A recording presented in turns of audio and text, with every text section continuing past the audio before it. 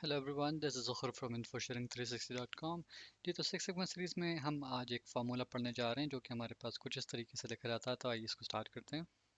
अच्छा, पहले देखते हैं कि इस फार्मूला को हम बोलते कैसे हैं, ठीक है, या इसको प्रोनाउंस कैसे किया जाता है। तो इसको हम y equals to F of X भी कह सकते हैं या y equals to function of X. ठीक हो गया।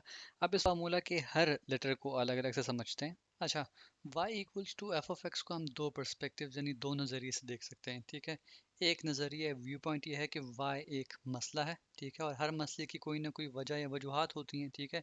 x वो वजह या वजूहात हैं, ठीक है। डिफरेंट वजूहात होंगी तो x1 x2 x3 होगा। एक वजह होगी तो एक x होगा, ठीक है। f जो है वो आप फंक्शन कह लें, उसको कोई प्रोसेस कह लें, कोई एक्टिविटी कह लें, ठीक है। और सिंपल वर्ड्स में एक्सप्लेन करूँ तो वो कुछ ऐसे होगा कि कोई ऐसा प्रोसेस, कोई ऐसी एक्टिविटी, कोई ऐसा फंक्शन जिसको परफॉर्म करने के बाद कोई मसला पैदा हो रहा है y, और उस y के पैदा होने की कुछ वजूहात होंगी जिनको हम x कहते हैं, ठीक है। फर्दर अगर इसकी एग्जांपल देखी जाए तो वो कुछ ऐसी होगी कि वाह एक मसला है जिसको हम ओबेसिटी यानी मोटापे का नाम दे रहे हैं। मोटापे की कोई वजह या वजूहात होंगी, ठीक है। एक वजह ये हो सकती है कि आप ज़्यादा खाना खाते हो। दूसरी वजह ये हो सकती है कि आप एक्सरसाइज ही ना करते हो, ठीक है। रूटीन में आप इनएक्टिव रहते हो। तो ये दो एक्सेस हो गए और ये हमारे पास वाई हो गया, ठीक है। और खाना खाना या सोना जो है वो एक अमल है, एक एक्टिविटी है, उसको आप फंक्शन कह लें, ठीक है। तो इस एग्जांपल में हमारे पास ओबेसिटी मोटापा एक मसला हो गया, ईटिंग या स्लीपिंग जो है वो एक फंक्शन हो गया, और ये दो हमारे पास कॉजेज़ हैं, ठीक है। ये हमारे पास एक्स हो गए, ठीक है। अच्छा, अब इसके बाद अगर इसके दूसरे पर्सपेक्टिव को देखें तो वो कुछ ऐसे होगा कि एक्स कुछ इनपुट्स हैं, ठीक है, जिनको अगर किसी प्रोसेस के थ्रू गुजारा जाए, ठीक है, एक्टिविटी के थ्रू गुजारा जाए तो वो एक आउटपुट वाई प्रोड्यूस करते हैं, ठीक है। इसके बाद अगर हम इसकी एग्जांपल देखें तो वो कुछ ऐसी होगी कि हमारी एक हेल्पलाइन है जिसके लिए हम एक आउटकम, एक आउटपुट, एक वाई जो है वो अचीव करना चाह रहे हैं, that is of low AHT यानी लो एवरेज हैंडलिंग टाइम, यानी हम कम टाइम में ज़्यादा कस्टमर्स को हैंडल करना चाह रहे हैं। तो ये वाई जो है, ये आउटकम जो है वो खुद से तो नहीं हासिल हो जाएगा, ठीक है। इसके लिए आपको कुछ एक्टिविटीज़ करना होंगी, कुछ स्ट्रैटेजीज बनाना होंगी, कुछ प्रोसेसेस डिवाइस करना होंगे, ठीक है। और उन प्रोसेस एक्टिविटीज़ के लिए आपको कुछ इनपुट्स चाहिए होंगे, ठीक है, जिनको हम एक्स से डिनोट करेंगे, ठीक है। तो यहाँ पर आप देख सकते हैं कि ये हमारा आउटकम था जो हम चाह रहे थे। ये वो फंक्शन कह लें, वो एक्टिविटीज़ कह लें, वो स्ट्रैटेजीज कह लें, वो प्रोसेस कह लें, ठीक है, वो हैं। और ये इनपुट्स हैं, ठीक है। यानी आपने अपनी हेल्पलाइन में अगर प्रॉपर एफिशिएंट सिस्टम्स लगा लिए, ठीक है, और उस पर आपने अपने एजेंट्स को, अपने हेल्पलाइन के स्टाफ को एम्पावर कर दिया कि वो उस सिस्टम को अच्छे तरीके से यूज़ कर पाएँ। आपने ऐसे एजेंट्स हायर किए जो कि नॉलेजेबल हों, उनको पता हो कि जो सवाल पूछा जाएगा उसको हैंडल कैसे करना है।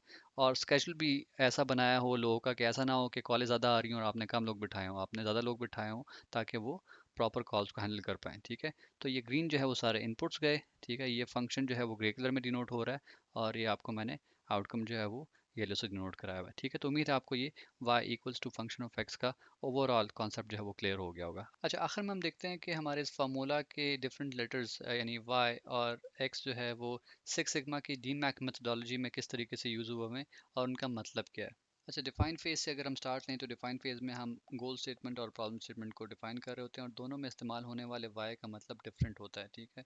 जो वाई गोल स्टेटमेंट में इस्तेमाल हो रहा है उसका मतलब है आउटकम, रिजल्ट जो डिज़ायर कर रहे हैं आप, ठीक है। ये वाली एग्जांपल देने में लाइएगा, ठीक है, जो हमारी ख्वाहिश है। अच्छा, और जो प्रॉब्लम स्टेटमेंट है उसमें डिफाइन होने वाले वाई का मतलब होता है प्रॉब्लम, वो मसला जिस पर आपने काम करना है, जिसको आपने फिक्स करना है, ठीक है।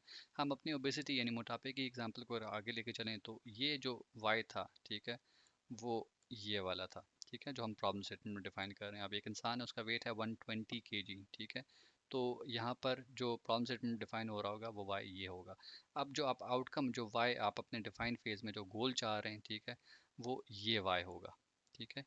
ये वाई जो है वो यहाँ पर ये होगा। वो ये हो सकता है कि आप 80 kg वेट चाह रहे हैं, इसका 120 से रिड्यूस करके 80 kg, ठीक है। अच्छा, अब ओबेसिटी को आप सिर्फ वाई में आपने ये तो लिख दिया कि 120 kg वेट है, ये एक मसला है, ठीक है। इस मसले के कुछ फैक्टर्स हैं, ठीक है, कुछ वजूहात हैं या कोई वजह है जो कि आपको इस मोटापे तक ला रही है, ठीक है। वो ये वजूहात हैं। अब ये सारे के सारे जो है ना वो एक्सेस हैं, ठीक है। कि आप अनहेल्थी डाइट ले रहे हैं, स्ट्रेस ले रहे हैं, ठीक है, या कोई मेडिसिन ले रहे हैं, ठीक है, या जेनेटिकली आपको कोई मसला है, आप एक्सरसाइज वगैरह नहीं करते, ठीक है। तो ये डिफरेंट एक्सेस हैं। ठीक हो गया। तो ये डिफाइंड फेज़ में इसका इस्तेमाल हो गया। इसके बाद मैयर फेज़ में हमने जो एक्सेस आइडेंटिफाई किए हैं उनको मैयर किया जाता है, ठीक है, उनके अगेंस्ट डाटा कलेक्ट किया जाता है। अच्छा, अब इसमें होता ये है कि जैसे एक्स था हमारा, एक फ़ास्ट फूड हम ज़्यादा खाते हैं, ठीक है, तो उसका देखते हैं कि एक दिन में हम कितना फ़ास्ट फूड खा रहे हैं, ठीक है, या हमने देखा था कि हम फिज़िकल एक्टिविटी कितनी कर रहे हैं, ठीक है, तो उसके अगेंस्ट डाटा कलेक्ट किया जाता है, ठीक है। तो मैयर फेज़ में आप अपने एक्सेस के अगेंस्ट डाटा कलेक्ट करते हैं। अच्छा, इसके बाद एनालाइज फेज़ में हमने जो एक्सेस आइडेंटिफाई किए थे उनका रिलेशनशिप चेक करना है हमारे वाई के साथ, कि कौन सा एक्स जो है वो वाई पर ज़्यादा असरअंदाज हो रहा है, ठीक है, ज़्यादा वजह बन रहा है इसकी, ठीक है। तो उसके बाद हमें जब ये पता लगेगा कि फॉर इंस्टेंस सबसे ज़्यादा जो है वो ये मोटापे की वजह जो है वो अनहेल्दी डाइट बन रही है, तो इसको प्रायोरिटाइज करेंगे सबसे पहले किस पर काम किया जाए, ठीक है। सेकेंड लेवल पे अगर एक्टिविटी कोई नहीं हो रही, वो एक ज़्यादा वजह बन रही है उसकी, उसको सेकेंड नंबर पे प्रायोरिटाइज कर लेंगे। कोई एक फैक्टर शायद कोई वजह बन ही ना रही हो, ठीक है, तो उसको हम हटा देंगे, ठीक है। तो इस फेज़ में ये होता है। इसके बाद इम्प्रूव फेज़ में हमने जो क्रिटिकल एक्सेस आइडेंटिफाई किए थे, फॉर इंस्टेंस हमारे केस में हमने ये देखा था कि हम एक्सरसाइज नहीं कर रहे और हम हेल्दी डाइट नहीं ले रहे, जो कि दोनों मेजर वजूहत बन रही हैं ओबेसिटी की, मोटापे की, ठीक है। तो इनको इम्प्रूव करने की कोशिश करते हैं, इनको फिक्स करने की कोशिश करते हैं। एक्सरसाइज यहाँ पर ऐड की जाती है, ठीक है, और यहाँ पर हेल्दी डाइट ऐड की जाती है, तो इन दो एक्सेस को इस तरीके से इम्प्रूव किया जाता है, ठीक है। आखिर में हमारे पास है जी कंट्रोल फेज़। तो इस फेज़ में आप इस वाई तक पहुंच चुके होते हैं, ठीक है, और इस फेज़ में आपने ये करना होता है कि इस वाई को मेंटेन या सस्टेन करना होता है, ठीक है। जहाँ पर आपने कहा था कि आपने अच्छी एक्टिविटीज़ शामिल की, एक्सरसाइजेज शामिल की, ठीक है, तो उनको मेंटेन रखना होता है, ठीक है। हेल्दी डाइट अगर आपने लेना शुरू की थी तो उसको मेंटेन या सस्टेन करना होता है। ऐसा नहीं होता कि 3 महीने तक आपने ये करके ये अचीव कर लिया और उसके बाद आपने सब कुछ छोड़ दिया फिर इस स्टेज तक वापस आ गए, ठीक है। तो कंट्रोल फेज़ का मतलब ये होता है कि आपने इस वाई को अचीव करने के बाद इसको सस्टेन या मेंटेन भी करना है, ठीक हो गया जी। तो ये था हमारा आज का टॉपिक। आई होप आपको लाजमन पसंद आया होगा। हमारे इस चैनल इन्फो शेयरिंग 360 को लाजमन सब्सक्राइब कीजिए। Thank you for watching this video.